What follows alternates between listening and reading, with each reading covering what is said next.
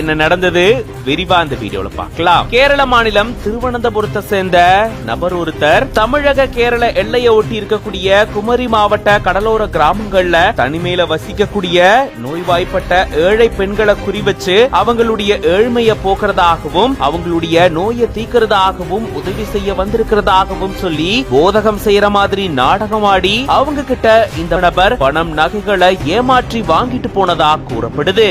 இந்த நபர் மேல ஏராளமான புகார்கள் இருந்த நிலையில இந்த மாதிரி பொய்யான போதகம் செஞ்சு பெண்களை ஏமாற்றி சம்பாரிச்சிட்டு வந்ததா கூறப்படுது. இதை தொடர்ந்துதான் கேரள மாநிலம் கோட்டயம் போலீசார் இவரை கைது செஞ்சதா கூறப்படுது. அப்போ போலீசார் கிட்ட கை விலங்கோட தான் எப்படி போதகம் செஞ்சு நம்ப வைப்பேன் அப்படின்னு சொல்லி நடிச்சு காட்டுனதா கூறப்படுது.